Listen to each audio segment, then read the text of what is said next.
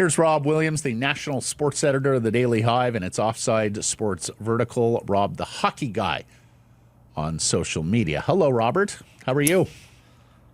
Doing great, Matthew. How are you, Blake? Fantastic. Are you drafting? Are you pooling? Are you fantasy guy these days, or are you just too busy? You know what? There was a year where I was in like multiple pools, and I just found it confusing. Like, so I'm a one pool guy now. So I'm in a. Gotcha. I'm in it. Actually, well, I'm in sort of two. I'm in an NFL fantasy pool. Where I pick the players, and then I'm in one where I pick 5 games a week. So that's sort of another pool, but it's not typically conflicting, right? I don't like it when I'm in one where it's like, okay, I'm cheering for this guy. Oh wait, no, but that's bad for this pool and good for that pool. Yeah, that would be. And then I'm usually in, and then I'm usually in one hockey pool as well. Okay. People, you know what? Here's the thing. People expect me to win them, and like I've got people that if they're in another pool, they'll ask me for advice on things, and I'm like, yeah, like, I mean, I'd be in a lot of pools if I won them all. Like, it's not like I'm winning them all, right? I'm in 2 fantasy baseball leagues. I am the only person of the 24 who has ever covered baseball. I've been in them for more than 20 years apiece. I think I'm a combined 0-46. So I assure you, it does not provide any advantage whatsoever. Rob, I was nearly stopped in my tracks when I saw that you have turned over seat beats to your new Canucks sports reporter, Trevor Beggs, just when this story is coming to a head, a culmination. Rob, what can you tell us about frivolous. Did you just throw it away like this? Wow. I can only imagine the angst. What is the latest at Rogers Arena on the new black seats? Well, I do keep a close eye on those. Are heavily edited pieces when we do the seat beat, right? Like that's capital E. I hope so. Those eagle-eyed. I try not to micromanage, but I must admit on the seat beat, I keep that. That's Fair. close. That one is a line in it, each and every one. Well, I try to get confirmation from the Canucks about are they on track? Where are they at? I mean, they haven't really, divulged much. So I guess we'll find out once players are back on the ice at Rogers Arena later this month. But photos that are surfacing from the arena, like we're seeing, it looks like it's mostly done. Like it looks like it's like nearing completion. So I do think we're gonna see all black seats ready for certainly for opening night and probably for preseason as well. I do wonder if there's a little bit of maroon. I mean, I wore the maroon shirt here. I mean, appropriately, right? Like R.I.P. As the last of the maroon seats depart Rogers Arena. Is it made of the maroon seats? Is that sweater made of? Is that the same upholstery, Rob? Okay, guys, I got offered. Okay, I know that. Remember, they were selling the seats. Yes, yeah, we sure do. And I was like, I've got to get one of these things. So I did have a season ticket member reach out and was like, "Hey, I can I can hook it up. Like I can get one of these seats." You up? So I black market maroon seats. I'll meet you in an alley off Hastings. And I thought about it, and you have to bolt it to a wall. And I just thought that's. And Chelsea was like, "Don't you dare bring that into our home." That's not going to go over. That's not going to go over well with Chelsea. So I'm like, okay, where am I actually going to put this thing? So, and I thought, do I really want this thing? I don't know. What do you think it's going to look? It'd make great social media content. Well, think of the content, Rob. All the times when the Canucks were playing poorly, like you could go back to the old seat. I remember watching a team like this from a seat like this. We've only been able to imagine, and there are other arenas around that have full black seats. I think Staples Center is black, but the difference there is Staples Center is vast. It feels like a football stadium when you're in it. What's it gonna in the tighter confines of Rogers Arena? What do you think it's gonna look like? Is it gonna make it look bigger, smaller? Do you think it's gonna have a direct difference on how the place feels? I think it's gonna be far less noticeable when there's an empty seat. I think, right? Yeah. Like I think it will camouflage that a little bit better. I don't think you're gonna notice it too much at all. I think it probably is a little bit more seamless if they went with. I think those arenas that go with the really bold, bright colors. I think those ones can really stand out. always think back to whatever they were thinking in Boston when they opened, what was it called? The Checkerboard Fleet Center there. back in those days.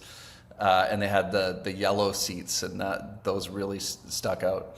No, I think it's going to look fine. I'm a little disappointed they didn't opt for something really cool, like a cool design, like the Oilers have the big oil drop in the stands, like to have something that really looked cool when the arena's empty and that sort of thing. Yeah, the finger thing means the money. Yeah, that's costs right. money, Rob. Yeah.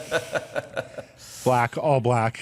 Oh, you want a palette of orange or yellow or no? That'll cost more money.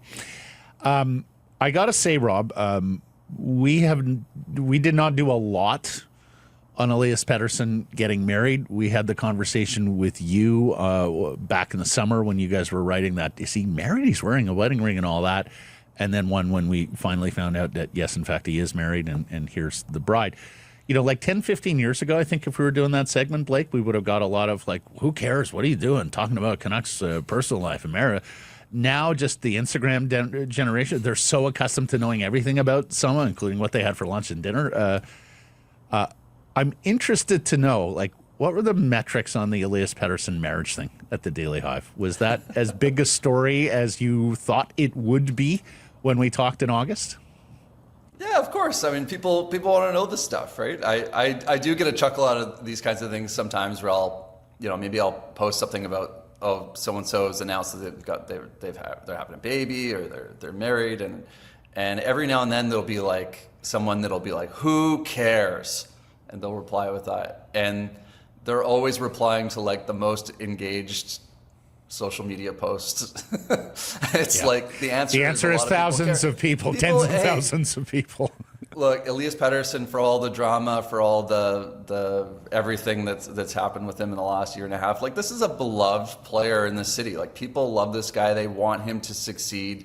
They want to know what's going on with him. They want to know, what's happening in his personal life and just everything. They're interested, right? They're invested in the player. They're invested in the person. So why wouldn't they want to know? What's happening with them. I thought that was interesting. I did think I was waiting for the call for the emergency pod. It never came. It happened on an S&P off day. Yeah. I was waiting by my phone, but it never rang. It's a little different when Travis Kelce and Taylor Swift get engaged versus this guy who didn't even want to mention it in his first media availability. What was your highlight of the summer? Doesn't mention marriage. Didn't you get married? Oh yeah, best day of my life. Monotone. He's a private guy, right? He never used to be a private guy, and then he was told by someone in the hockey culture, stop posting to Instagram. We don't do social media in this league. Yeah, I mean, look, it's to each their own, and he's well within his rights to be as private as he wants to be. But I think he would do himself some favors if he was just went with it a bit more, right? Best of your life, it should be an easy thing to talk about. It should be like a happy thing to talk about. But again, that's his choice. That has nothing to do with his play on the ice. And if he wants to stick to hockey, fair play. Something that is less happy. Quinn Hughes asked point blank about chances of re-signing in Vancouver. Can't say yes. Speaks in past tense. What did you make of the captain's answer to a very pointed question?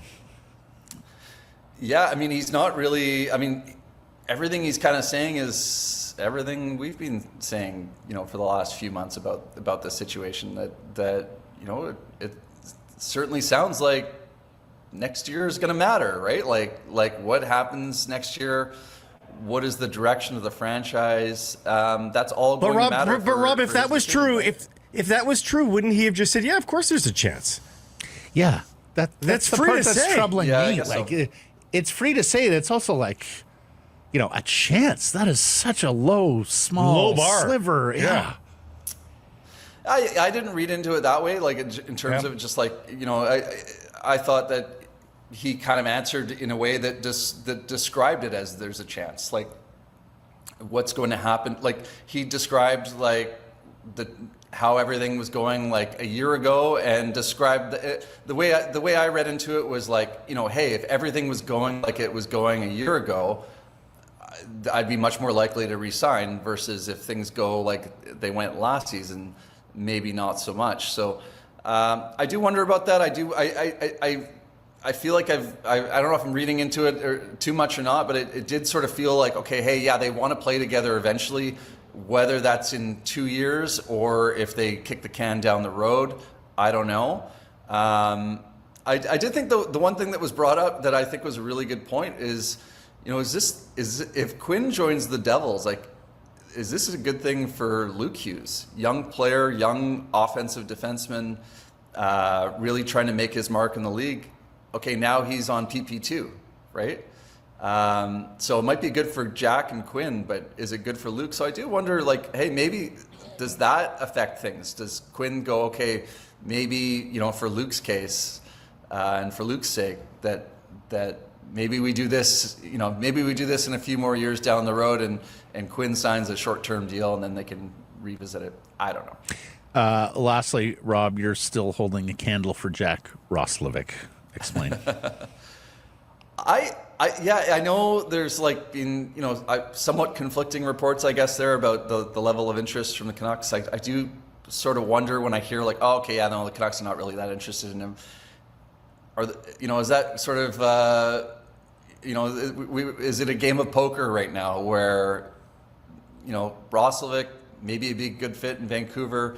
I mean, Canucks management reportedly really liked Roslovic in the past. Yeah. So like, where did that just go away? Are they not a fan of him all of a sudden? Maybe they see him as a winger. Maybe they don't think of him as a true bona fide center. But wouldn't he be a nice backup plan? Like everyone's kind of penciling in Atu Ratu for that third line center role. We don't know if he's ready for that. That might be Teddy Bluger's spot. We're gonna have to wait and see there. But then also, even if Ratu's ready, one injury, and now what's your center situation like? It's nice to have a backup plan that's on the wing that can shift into the middle if you need.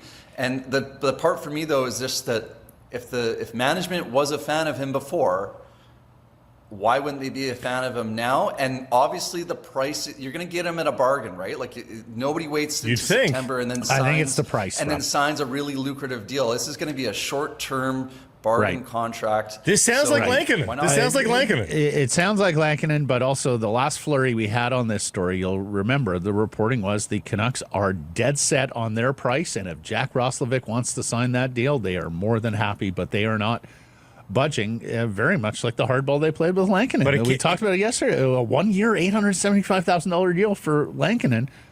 I would expect it's something similar for Roslovic. $2 million 1 year? I'm not even sure it's $2 million at this point. Really? Wow. Well, I mean, it's September 11th.